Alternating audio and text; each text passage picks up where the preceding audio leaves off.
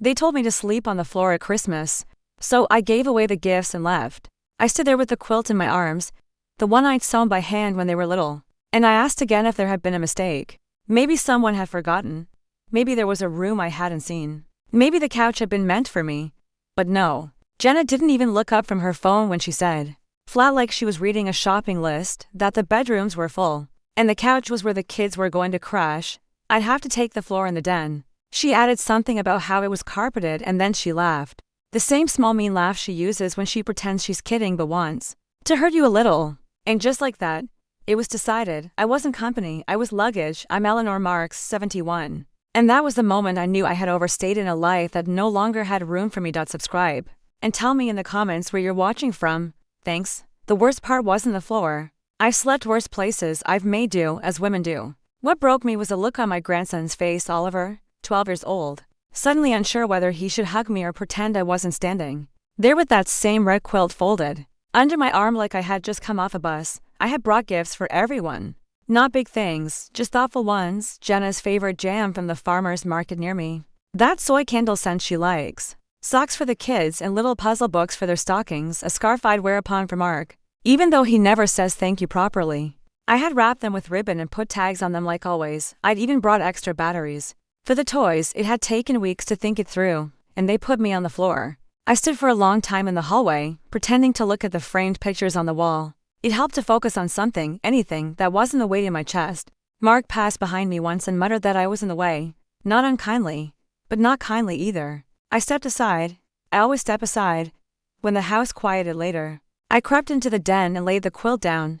It smelled faintly of cedar. I sat for a while on the edge of it, trying to find a comfortable spot. But my head kept catching against the carpet seam. From the other rooms came soft laughter and the buzz of televisions, private inside jokes I was no longer part of. And then a hush as doors closed one by one. I sat there alone, listening to the hum of the refrigerator down the hall. I didn't cry. It felt too late for that. I had a moment where I wanted to run. I don't mean in a frantic way. I mean I wanted to quietly vanish, to be somewhere else where no one expected me to be so small. At 40 a.m. I stood and folded the quilt back up. I didn't know, then, where I was going. But I knew I wouldn't be waking up on that floor. The thing about being needed your whole life is that you start to think that's love. I made that mistake for years. I thought being useful meant I mattered. I ran carpools and made lunches, and stayed up with sick kids. I sat through recitals and science fairs and the long silences of marriage. I didn't ask for much. I knew better. I just wanted to be part of something I helped build. When Jenna was little, she used to cling to my sleeve at preschool drop-off. Wouldn't let go until I promised to wave at the window. Every morning, without fail. She couldn't sleep unless I did the butterfly kiss on her cheek. One blink from each eye. She said it meant I'd always come back. She used to love me. At least, I think she did. Or maybe she just needed me. And I mistook that for love. Mark was harder. Stoic, always in motion. Even when he was small, he kept score. If I praised his sister, he'd sulk if I missed a game. Even by minutes, he'd go quiet for days. Their father wasn't warm, not cruel. Not exactly, just tired, withdrawn like a man staring through fog. I tried to make up for that, to be enough for all of them, the glue, the soft place. We divorced when Jenna was 13. He told them I left because I was selfish. What I left was a silence, the night spent crying in the bathroom so no one would hear.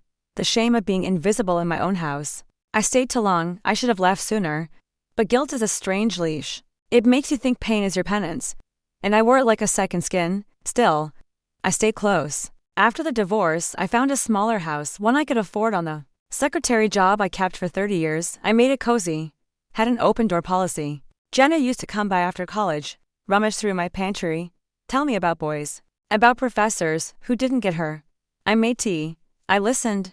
I loved that time. I thought we were rebuilding something. Then came weddings, babies, moves to bigger houses. Somewhere along the way, I became background like furniture, reliable, quiet, out of sight. I told myself it was a natural course. Children grow up, have their own lives. You don't expect to be the center anymore. But I also didn't expect to be so far from the edges. No phone calls unless they needed a sitter. No visits unless they came with laundry. When I fell and fractured my wrist 2 years ago, Jenna didn't come, said the kids had colds. Sent me a voice note that started with "Hey, Mama," and ended with "Can you let me know when you're back to driving? I've got so much going on." I listened to that message 3 times. It wasn't even a full minute. I told myself not to be dramatic. That's what they say when we speak up, isn't it? You're being sensitive, you're overreacting. You're imagining things. So I said, nothing. I healed in silence. I used to keep a calendar with all their birthdays, anniversaries, the dates of school concerts and swim meets. I'd send cards, drop off cookies, show up early to help. Lately, no one even told me the times. I'd find out. Events had happened after the fact, through social media posts. Smiling pictures where I didn't exist. Last Christmas, I made my cranberry chutney, the one Jenna used to beg me for every year. Brought it in a glass jar with a ribbon. She didn't open it, said oh, cute, and put it with the miscellaneous stuff near the garage. When I left that night, I saw it still sitting there, forgotten beside a stack of empty wine boxes. That jar stayed in my mind. I could see it every time I closed my eyes. It's strange, isn't it? How love can curdle into something else, not quite hate, more like disregard. Like dust gathering in corners no one bothers to sweep this year. When she invited me for Christmas again, I thought maybe she was trying. Maybe she noticed how quiet I'd gotten. I still had hope even then. That's the part that shames me most, that I still had hope. I wrapped every gift with care, tucked little notes inside each one, drove 6 hours through snow because she said the kids miss me. And then they put me on the floor. It wasn't just the lack of a bed. It was the total absence of thought, of consideration, of dignity. They could have made room. They didn't want to. That's when I started to think about the years, the way I'd emptied myself out to fill their needs, the way I'd made myself small so they could stretch, and how, once they'd outgrown me, they didn't look back. The thing is, I don't think they're cruel people. I think they're thoughtless, and thoughtlessness in its own way is a deeper wound, because it means they didn't even see me, not enough to hurt me on purpose. Just enough to forget. I feel after they went to bed that night, I sat up in the den with my coat still on. I had my purse in my lap. I looked around at the decorations, the perfect tree, the matching stockings, the curated warmth. It looked like a magazine, but it didn't feel like home. I remembered how Christmas used to be when I hosted. Paper snowflakes in the windows, the smell of cinnamon and cloves, laughter that came from the belly, not the sharp, glassy kind that sounded more like performance. I sat there and thought, if I disappeared right now, would anyone notice before morning? I already knew the answer. It was the next morning, early. The kind of quiet you only get in a house before children wake and start thudding down hallways. I had made myself coffee in the dark. Used the wrong mug, apparently. Jenna had labeled the shelves, but I hadn't seen the new system. That was the first clue. Things had been rearranged in a way I no longer understood. I took my cup out to the porch, the air bit at my throat. I wrapped my cardigan tight and watched the frost glint on the grass. There was a red sled tipped over in the yard. One of the kids had left it there, probably the youngest. I watched it for a long time. It reminded me of something, but I didn't know what. Inside, I heard voices waking up, low at first, then louder. Mark said something about eggs. Jenna's voice cut across his, irritated already. They were bickering about the stove or the schedule. I didn't go in. I stayed with the cold. I liked the stillness. That's when I saw my gifts. They were in the garage. I'd gone in there looking for a snow shovel. Thought I might help clear the driveway. The gifts were sitting in a plastic storage bin labeled overflow. The scarf I'd wear upon was half unwrapped, the tag torn, the jam still had its seal. The puzzle books were shoved under a roll of unused wrapping paper. Everything I had brought, carefully chosen and ribboned, tossed like clearance items in a return pile. I stood there for a long time. I didn't cry. I felt my jaw tighten. But no tears came. Just a kind of aching stillness. The kind that spreads through your chest like something dying slow. That bin told me everything I needed to know. They hadn't forgotten. They had sorted, decided my gifts weren't needed. Weren't even worth placing under the tree. They just quietly decided I didn't matter. I picked out the scarf. It still smelled faintly of lavender, the sachets I keep in my knitting drawers. I held it to my cheek for a moment, like a woman checking for fever. Then I folded it and set it back. In that moment, something in me closed. A door that had been cracked for years, not slammed. Just latched, softly but completely. I started noticing other things. Jenna had used my old sugar cookie recipe. She told everyone it was from a blogger. I saw the worn edges of my handwriting on the card, tucked behind the fruit bowl. She hadn't even bothered to copy it down, just hidden it. They used my traditions, but not my name. Later, when the kids opened their gifts from Santa, I saw a tag fall from one of the boxes. It had my handwriting. I'd sent money weeks ago for her to pick up what they wanted. She told them the gifts were from her. I didn't mind not getting credit, but it was the erasure that stung. I'd been written out of the story, as if I were a ghost who mailed money from another time zone. At lunch, I offered to help peel potatoes. Jenna blinked at me and said, "No offense, Mom, but the kitchen's a little chaotic right now. Maybe just relax." Her eyes flicked to Mark. And he smirked like it was some inside joke. Relax. That's what they tell old people when they want them to be still and out of the way. So I sat. I sat while my grandchildren ran past me like I wasn't there. While Jenna poured wine and Mark set the table and the whole machine ran without me. I watched it work, saw how little they needed me, and how hard they worked to make sure I saw it too. I excused myself before dessert. Told them I had a headache. No one offered to bring me tea. No one followed. Back in the den, I lay on the floor again. The red quilt beneath me. I stared at the ceiling fan turning slowly above my head. The shadows it cast looked like hands spinning in circles, reaching for nothing. That's when I did it. I opened my purse and pulled out the small leather folder I always carry. It holds my documents, bank info, spare keys, the deed to my house. The passwords no one knows I've changed. I keep everything there, not because I'm paranoid, but because I've learned the hard way. How quickly the ground shifts, how a name can vanish from accounts, how a voice can be left out of decisions. I've seen too many women get erased because they didn't prepare. I opened the folder and went through each page, methodical. I checked the will, the power of attorney, all of it updated last summer. No one knew. I told them nothing because I'd felt this coming. Maybe not this exact shape, but the chill of it, the tone of voice, the pauses, the slow tightening of distance. I'd known I was becoming inconvenient. I just hadn't let myself believe it until the garage. They thought I had nothing. But I had prepared. I put everything back in the folder, stood up slowly. Knees aching, I folded the quilt again, tucked it under my arm, picked up my coat, my boots, my purse, and I walked out. No note, no noise, no need. The driveway was slick, and I moved carefully. My car started on the first turn of the key. I backed out without turning the headlights on, just coasting down the street until I was far enough to breathe. At the first gas station, I pulled over, sat with my hands in my lap, watched the snow settle on the windshield. That was the moment I stopped being sorry. The gas station was lit up like a stage, bright and artificial, humming with fluorescent honesty. I sat in my car with the engine off, watching the snow fall. Sideways, a boy came out with a bag of ice and a carton of cigarettes. His breath turned white as he laughed into his phone. I envied him, not for his youth, but for how certain he looked of where he belonged. It was just past 4 in the morning when I stepped inside. The clerk didn't look up. That felt like a gift. I wandered the aisle slowly. I wasn't hungry, but I picked up a bag of trail mix and a small notebook with a lighthouse on the cover. I don't know why. It looked calm. Back in the car, I rested the notebook in my lap, opened to the first page, wrote the date, then a sentence. I will no longer show up where I am not seen.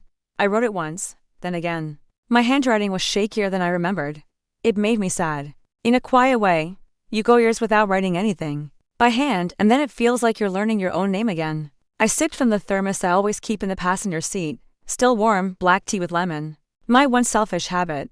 I sipped slowly and thought about all the times I had held my tongue when I should have spoken. Let myself be bent to keep the peace. Bitten back feelings until they calcified into silence. There is no medal for being the one who absorbs everything, just a kind of erosion. And yet I had done it so long.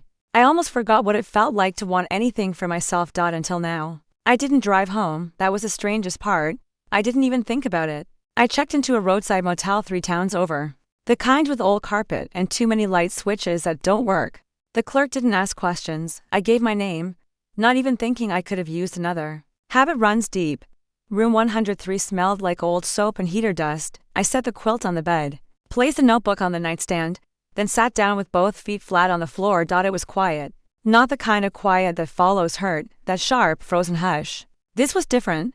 A stillness that wrapped around me like something sacred. I had forgotten how silence could feel like kindness. I stayed in that room all day.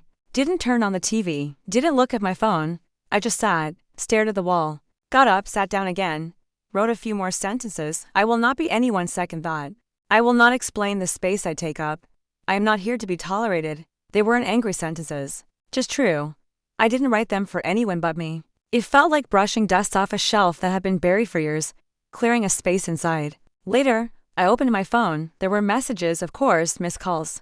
One from Jenna that said, "Hey, are you coming back?" The kids were confused. No question mark, no warmth, just expectation. Another from Mark. It said, "Mom, this is kind of a bad look, honestly."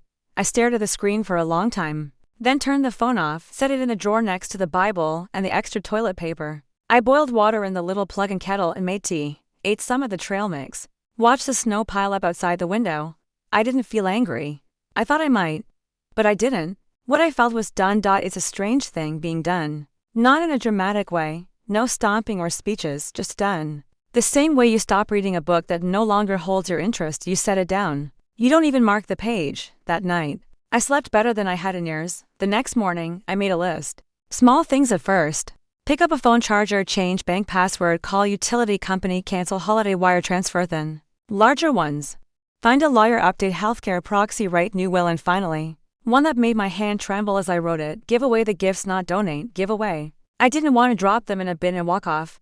I wanted to place them into hands that would feel the weight of the ribbon, the thought behind the stitching, the care I had poured into each tag. So I packed the car again, folded the quilt neatly, gathered the gifts from the trunk. I brought them all when I left. Something in me knew. Maybe I hoped. Or maybe I already knew how this would go. I stopped at a shelter first, a small one near the highway. A woman at the desk looked surprised when I handed her a basket of wrapped socks and puzzles. I told her they were for whoever needed a little brightness today. She smiled and said, "We all do." Then I found a nursing home, not the kind with fancy brochures, but the kind that smells of liniment and soup. I gave the scarf to a woman in a wheelchair who had no visitors that day.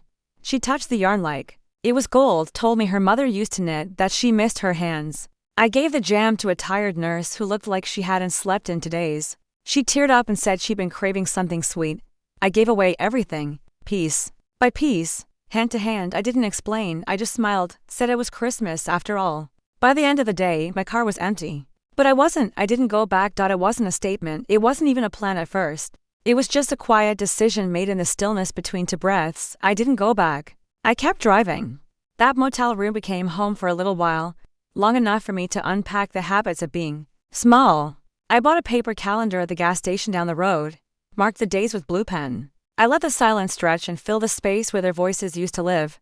On the 3rd morning, I took out my leather folder and laid everything on the bed: the deed to my house, the bank documents, the notarized copy of my new will. Every line in my handwriting felt like a promise to myself.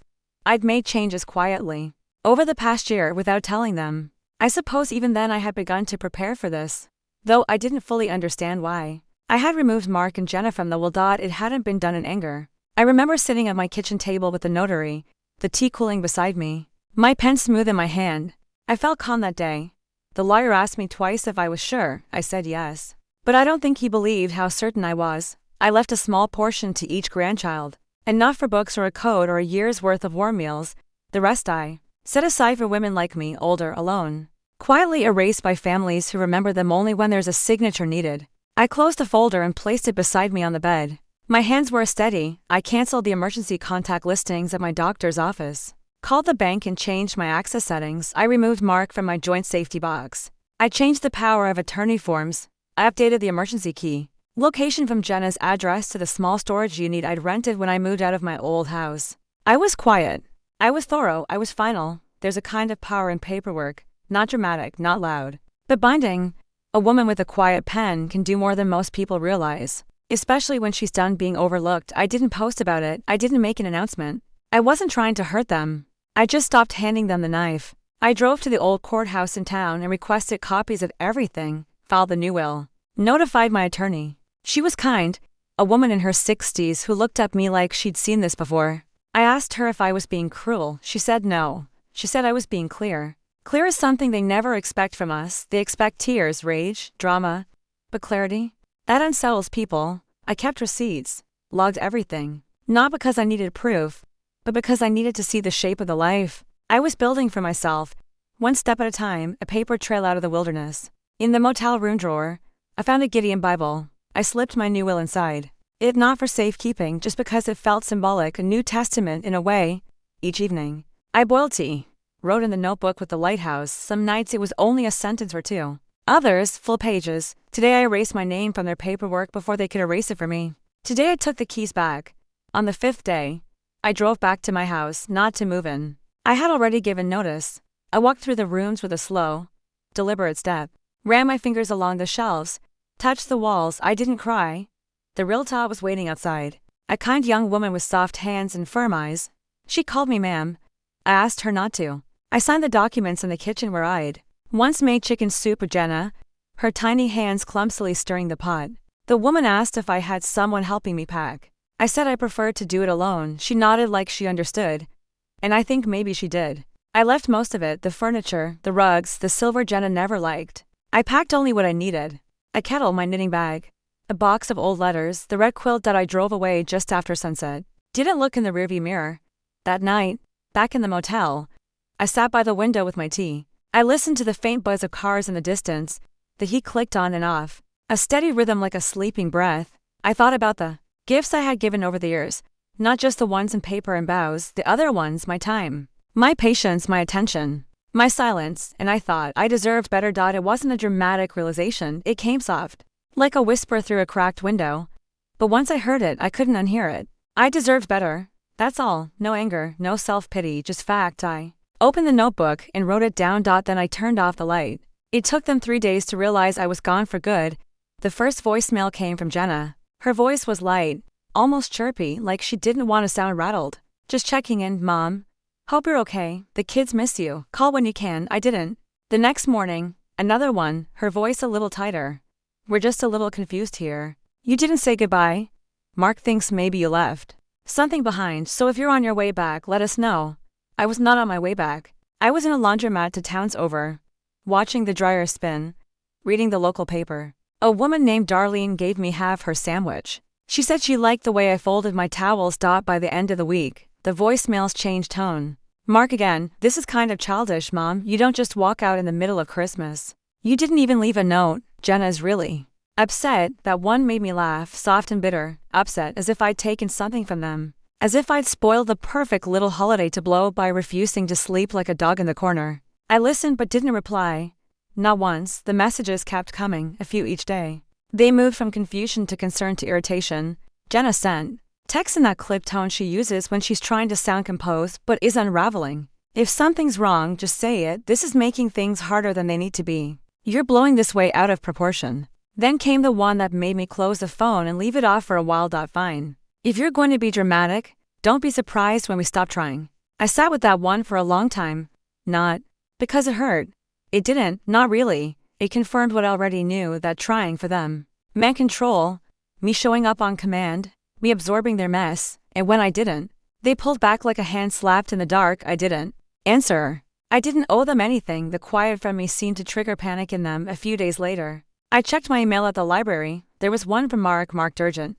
He contacted the attorney listed on my old will, wanted clarification on a few details. He said the lawyer forwarded the message to me with a note. Are you aware they're trying to access your file? I replied, yes, do not respond. Then I changed the lock on my storage unit and had the remainder of my documents moved to a safe deposit box, a small one, tucked away in a bank where no one knew my name. Their panic wasn't about love. It was about access. They hadn't noticed my absence. They'd noticed the absence of control. A few days after that, Jenna posted something online, a family photo, her, Mark, the kids, smiling beneath the Christmas tree. I wasn't in it, of course I wasn't. But the caption stung more than I expected. Sometimes people remove themselves, and all you can do is wish them healing. She made me the villain, painted herself the wounded one. The comments poured in. Hope everything's okay, sending love, you're such a good daughter. I watched them scroll past on a screen like confetti thrown after a lie. She didn't say my name, but I knew it was strange, feeling erased and exposed at the same time. But I didn't respond. I didn't call. I didn't explain. I didn't ask to be understood. There's a kind of peace in letting people believe what they need to. If they sleep better thinking I'm bitter or unstable or selfish, let them. That's their lullaby. Not mine. Mine is silence. I moved into a small rental near a lake. 1 bedroom, a sliver of porch, a view of the water through the trees. No one here knows me. That's the beauty of starting small. You're nobody, which means you get to become someone new. A neighbor named Lorraine leaves oranges on my step. She says nothing, just nods when we pass. She reminds me of someone I used to be, the kind of woman who shows up without needing attention. At night, I sit by the window and write. Sometimes letters I don't send, sometimes just lists. Small joys. The sound of boots on gravel, steam rising from a chipped mug, the way my shoulders feel when I'm not bracing for disappointments. I wrote this. They are not looking for me. They are looking for what I used to give, and I am not giving it anymore. I read it back to myself, slowly, then I underline the last line twice. The mornings here are slow and kind. I wake when the light touches the edge of the curtain, not when someone needs something. There's a stillness in this new place, like the world exhales with me. The first week, I didn't unpack more than a bag or 2. I left the boxes stacked near the little couch. It felt like a hotel at first, unfamiliar and quiet, But I liked it, no memories clinging to the walls. No ghosts of holidays or heavy silences. Just me, the kettle, and my own breath. There's a path near the lake, gravel underfoot, soft pine above. I walk it each morning, sometimes with a thermos of tea, sometimes with nothing at all. The first few walks, I kept waiting for someone to call out, for someone to need me. I still turn at certain sounds, a child laughing, a car pulling up too slowly, but it's fading. I'm learning how to just walk, the people here nod instead of speak. It suits me. One morning, I met a woman near the bench at the far end. At the lake, she was kneeling beside a scraggly little dog with matted fur. She looked up and said, "His name's Milton, but he won't come unless you whisper it." I smiled. Whispered Milton, and sure enough, the dog blinked at me like I mattered. Her name is Ruth, 78. Wears her late husband's fishing hat and carries a notebook she never opens. She sits with me some mornings, not every day. We don't talk much. She tells me the names of birds. I bring her mint candies from the drugstore. We sit. That's all, it's enough. There is a thrift store in town that smells like old lavender and floor polish. I volunteer twice a week. Mostly I sort things, sweaters, books, donated kitchenware. Last Thursday, a young mother came and said she needed a coat for her boy, but only had $8. I found one in the back, navy blue, good zipper, warm lining. Told her it was on a hidden discount, $2. I said, "Manager special." She cried right there at the register. Hugged me like I was someone. Later, I found the coat price tag, $12. I paid the difference from my pocket, quietly. I don't say that for praise, I say it because it mattered to me. That moment, that choice, it made me feel human again. Jenna used to say I gave too much away. Maybe, but here, no one calls it too much. They call it kindness. I started cooking again. Simple things, lentil soup, roast chicken. I bake bread once a week and the smell stays in the air until morning. I eat by the window, watching the trees move like slow dancers. No one interrupts. No one says they already ate. No one leaves their plate in the sink for me to scrape. Some evenings I write postcards I'll never send. I address them to old versions of myself. To the woman who cried in her car in the school parking lot, "You're allowed to rest." To the mother who wasn't invited to the table, "You were never the problem." To the girl who wanted so badly to be chosen, "You have always been enough." I keep them in a box by the bed. I've made peace with the silence. It no longer feels like punishment, it feels like space. Room to breathe, room to stretch out inside myself. Jenna hasn't called in weeks. Mark stopped trying after I closed the shared account. I got a letter from his wife, full of performative concern. "Hope you're doing well. The kids are asking about you." She included a photo of the three of them at some ski resort, a subtle reminder that life goes on with or without you. I didn't write back. Let them tell whatever version they need. I'm not part of that story anymore. I don't have to explain why. I don't have to soften it. I used to think silence meant defeat, that not responding made you small. But now I see the opposite. Silence, when chosen, is a form of power, not the kind that crushes, the kind that protects. Last week, Ruth brought me a mason jar filled with lemon peels and sugar. Said it's good for sore throats or sadness. I spooned some into hot water and held the cup between my hands. She watched me for a while, then said, "You know, sometimes being forgotten is the first step to being free." We didn't say anything else after that. We just sipped our drinks, watching the fog roll in over the lake. I don't think I'll ever forget that moment. How gently she said it. How right it felt. I'm learning that healing doesn't always look like triumph. Sometimes it looks like a woman standing at her own sink, rinsing her own cup, humming to herself because there's no one around to tell her to stop. Sometimes it looks like peace. It was a Thursday afternoon when I heard the knock. Not the usual quick tap of a delivery, or the hesitant pause of someone unsure. This was slow, deliberate, like the rhythm of a heartbeat trying to steady itself after a long silence. I wasn't expecting anyone. I was sitting by the window, knitting a scarf for Ruth. Milton, the dog, she says, listens better to wool than words. The needles click softly, a quiet counterpoint to the muted hum of the heater. I set the scarf aside and walked to the door. Through the peephole, I saw Jenna's face, flushed, eyes wide, hands trembling slightly. I didn't open right away. I stood there a moment, the quilt of years between us folding tighter in my chest. When I did, Jenna stepped inside before I could say no. She carried a box, one of those cardboard ones with tape peeling at the edges. She sat in the worn chair across from me without asking. I didn't offer it. We both knew the rules had changed. I watched her struggle for words, the way she fidgeted with the straps of her coat. Then finally she spoke without looking up. "I'm sorry, Mom, for everything. For how we treated you, for not seeing you, for the Christmas, for the gifts. I didn't know what else to do. I just thought if you come home, maybe we could start over." Her voice cracked on the last word. I felt the weight of years in that one sentence, all the silence and distance compressed into a fragile hope. I said nothing at first. Let her fill the space with words that felt like a trembling thread reaching toward a frayed hand. She opened the box slowly. Inside were the gifts I'd given that Christmas, the jam, the scarf, the puzzle books. Some still wrapped, some partially opened, a few of the ribbons were frayed. She lifted the scarf and breathed in the lavender scent, as if trying to remember a kindness she'd once known. I thought about the way they had discarded those gifts. How easily they'd tossed them aside like yesterday's news. How I had given and given until there was nothing left to give. I reached for the scarf and folded it carefully in my lap. I looked up at Jenna. Her eyes were glassy now, but determined. I don't know if I can come back, I said quietly. Not because I want to punish you, but because I need to be somewhere I am wanted, not tolerated. Somewhere I am seen, not just needed. She nodded slowly, said she understood. Said she wished she'd known sooner. We talked then, not about the past, not really. Too much had been said in silence already. We talked about the small things. About the weather, about Milton's stubbornness, about the lake and its slow changing colors. It wasn't forgiveness, not in the way people imagine it, loud, sweeping, absolving. It was a quiet acknowledgement, an opening of a door, just a crack. I told her I wasn't angry. Not anymore. But I was firm. I wouldn't erase the years it took to find myself again. I wouldn't pretend the Flora at Christmas never happened. I wouldn't give up the peace I'd found in the silence. She stayed for a little while longer, helped me fold the quilt and set fresh water in the dog's bowl.